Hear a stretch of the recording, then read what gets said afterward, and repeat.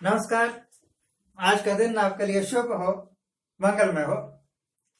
आपको मैं अपनी एक मजाक की बात बता देता हूँ। अभी 10-15 मिनट पहले मैं अपने पंजाबी चैनल के वास्ते एक एपिसोड लोड करने की कोशिश कर रहा था, तो भैया उसमें बड़ी अड़चन आई बोलने में। शुद्ध पंजाबी बोलना मेरे वास्ते संभव नहीं है, हालांकि माई मदर टंग पंजाबी है, परंतु बचपन से ही इंग्लिश में ही पढ़े, इंग्लिश में ही पढ़ाया। देखो, और मेरी I have 6 languages in my command. 6-7 languages मैं बड़ी आराम से बोल सकता हूँ, परंतु उसमें दिक्कत हर एक में यही आती है कि एक लैंग्वेज के शब्द दूसरी लैंग्वेज में शामिल हो जाते हैं और उनको कंट्रोल कर पाना मेरे जैसे छोटे आदमी के लिए संभव नहीं है, तो माफ कर दीजिए, करिए। बात शुरू करते हैं। मुझे 9 मिनट मिले हैं, 9-9.5 मिनट, इसी में बात पूरी करनी है और बातें कही हैं। पहली बात, इंसाफ कहाँ है। एक आदमी को बलात्कार की सजा हुई यूपी में, और एक आदमी को किडनैप की सजा हुई यूपी में। एक आदमी ने 10 वर्ष जेल काटी, दूसरे ने 15 वर्ष जेल काटी। हाई कोर्ट में मुकदमा चला, फिर हाई कोर्ट ने उन दोनों को बरी कर दिया, ये कह के कि जिसके ऊपर बलात्कार का मुकदमा है उसने बलात्कार किया ही नहीं, कोई सबूत नहीं है, ये झूठा केस है। और दूसरा, जिसने किडनैप किया है उसने किडनैप किया ही नहीं था, क्योंकि जिसका किडनैप किया गया वो आदमी घर आता जाता था, जिंदा था, और उसने 15 वर्ष वो जेल में रहा और वो 15 वर्ष बच्चे पैदा करता रहा। तो अब छूट गए, वो बाहर आ गए। घर जाके जब उन्होंने देखा तो ना उनका घर रहा, ना उनकी जमीन जायदाद रही, सब कुछ खत्म हो गया। कुछ रिश्तेदार खा गए, कुछ मुकदमेबाजी में लग गया दोनों का।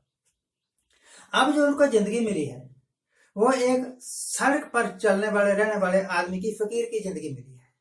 उनकी जिंदगी बर्बाद करने वाले लोग 3 हैं। पहला वो जिन्होंने कंप्लेंट की, दूसरे वो जिन्होंने झूठी गवाहियां दी, तीसरी पुलिस जिन्होंने बड़ी मुस्तैदी से अपना काम नहीं किया, एक झूठे केस को फॉरवर्ड कर दिया और आदमी की जिंदगी बर्बाद कर दी। इंसाफ कहाँ है।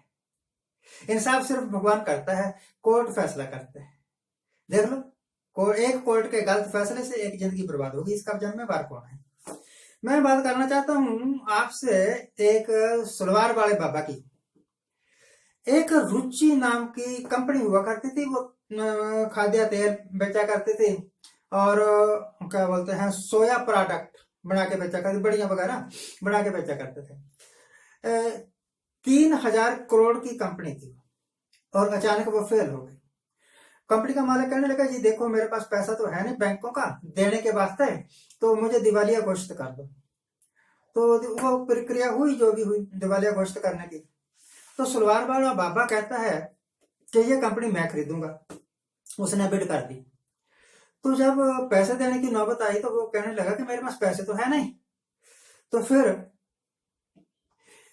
भगवान प्रकट हो गए। उनके वास्ते तो भगवान ही है ना।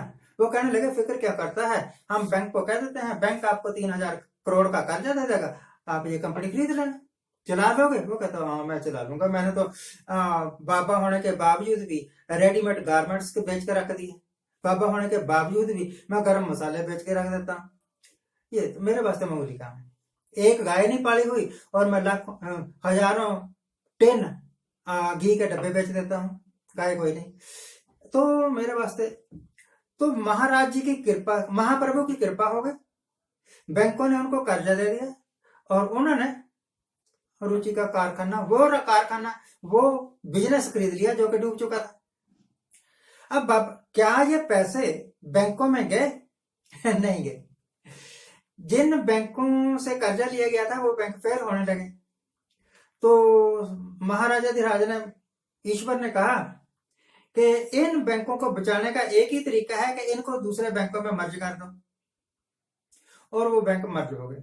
बाबा कहता देखो भैया, ये जो 3,000 करोड़ रुपया है ना, इससे तो मैं बिजनेस दोबारा खड़ा करूंगा, फिर आहिस्ता आहिस्ता पैसे दे दूंगा। इसी तरीके से नीरव मोदी साहब निकले, इसी तरीके से विजय माल्या निकले, इसी तरीके से मेहुल चोकसी निकले। कोई भी ऐसा बंदा नहीं है जिसके ऊपर 3,000 करोड़ से कम का कर्जा हो। 1 करोड़ में 100 लाख होते हैं और 1 लाख में 100,000 होते हैं, देख लो कितना रुपया। तो इन महानुभावों की कृपा से बैंकों ने इनको कर्जे दिए। महाप्रभु की कृपा होगी तभी कर्जा मिलेगा, मेरे जैसे को क्यों नहीं मिलता। और कर्जा लेने के बाद इन्होंने कुछ दिन चलाया काम और फिर अपना कारोबार फेल कर दिया, अपने आप को दिवालिया घोषित कर दिया और विदेशों में भाग गए। और ये सलवार बाबा भी एक दिन फिर विदेशों में भाग जाएगा। जिन बैंकों से कर्जा लिया हुआ है वो बैंक फेल होंगे, फिर कैबिनेट की हाई लेवल मीटिंगें होंगी और 5-6 साल पर मीटिंगें फैसला करती रहेंगी क्या किया जाए। इतनी देर में बाबा मर कब जाएगा, खत्म हो जाएगी बात। दोस्तों एक बात समझिए आप, जब कोई रेल बिछाती है ना सरकार, तो रेल की पटरी जगह खरीदने के लिए पैसे खर्चती है, फिर रेल की पटरी बिछाने पर पैसे खर्च होते हैं, फिर जो जगह जगह पर स्टेशन बनाए जाते हैं उनके ऊपर पैसे खर्च होते हैं, फिर पूरा इंफ्रास्ट्रक्चर, पूरी मशीनरी, ये सारी सरकारी पैसे से रेलवे विभाग के द्वारा खर्च की जाती है और बन जाती है। अब सरकार प्राइवेट रेल को तरजीह दे रही है, प्राइवेट रेल, और खासियत यह है कि चलाएंगे रेल अडानी ग्रुप के, और अडानी ग्रुप की रेल चलने से 2 घंटे पहले 2 घंटे बाद कोई सरकारी रेल नहीं चलेगी, ताकि उनको सवारियां मिल जाए। और जो ये किराया लेंगे वो हवाई जहाज की टिकट के बराबर का किराया लेंगे। अरे रेल की पटड़ी सरकारी, रेल सरकारी, रेलवे स्टेशन सरकारी, सारा इंफ्रास्ट्रक्चर सरकारी, और रेल के डिब्बे भी सरकारी, रेल का इंजन भी सरकारी।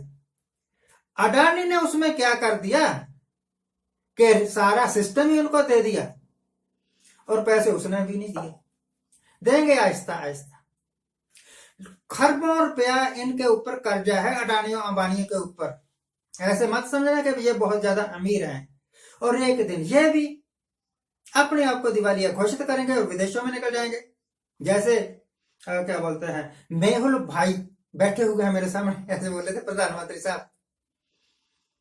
जिन बैंकों से कर्जे लिए हुए हैं बैंक फेल हो जाएंगे, और बैंकों में जो पैसा है वो मोदी साहब का नहीं है, वो पब्लिक का पैसा है। पब्लिक अपना सिर पीटती रह जाएगी। दोस्तों आज जिस वक्त हिंदुस्तान के ऊपर सियासत का नशा छाया हुआ है, जबरदस्ती छा दिया, टीवी वालों को, अखबार वालों को काम ही कोई नहीं है बंगाल की सियासत के अलावा, सारे बंगाल की रिपोर्टिंग कर रहे हैं।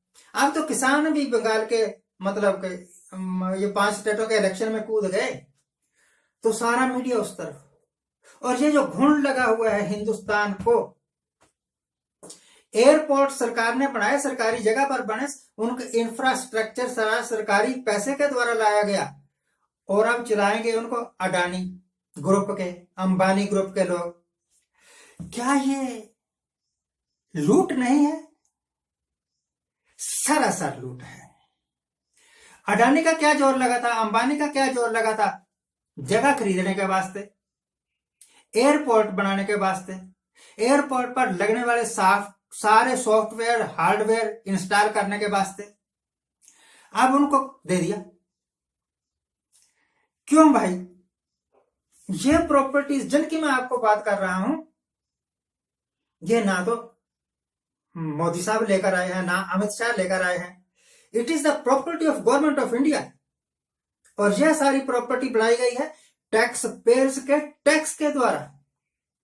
और जब कंपनी खड़ी हो गई, जब एयरपोर्ट बन गया, जब रेल पैसे कमा रही है, उस वक्त इनको प्राइवेट हाथों में बेच रहे हैं।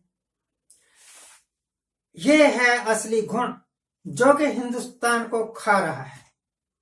ना तो हिंदुस्तान का किसान कमजोर है, ना मजदूर कमजोर है, ना यहाँ छोटे कारखानेदार कमजोर है, ना दुकानदार कमजोर है। कमजोर कर रहे हैं ये मगरमच्छ, जो कि असली पैरासाइट है। किसानों को ये आंदोलन जीवी जिस वक्त कह रहे थे ना मोदी साहब, उस वक्त उनको शर्म आनी चाहिए थी कि वो वही मोदी है जिसने एयरपोर्ट बेच दिया, जिसने रेल बेच दी, जिसने हिंदुस्तान की सारी बड़ी बड़ी एंटरप्राइजेस को बेच दिया। आज के लिए इतना ही। आज जिनका जन्मदिन है उनको हैप्पी बर्थडे, आज जिनकी मैरिज एनिवर्सरी है उनको बहुत बहुत शुभकामनाएं। जो कुछ मैंने बोला है, अगर आप चाहो तो गूगल बाबा के पास जाके आप चेक कर सकते हो, एक अक्षर सही बोला। Thank you very much for watching. सोचिए।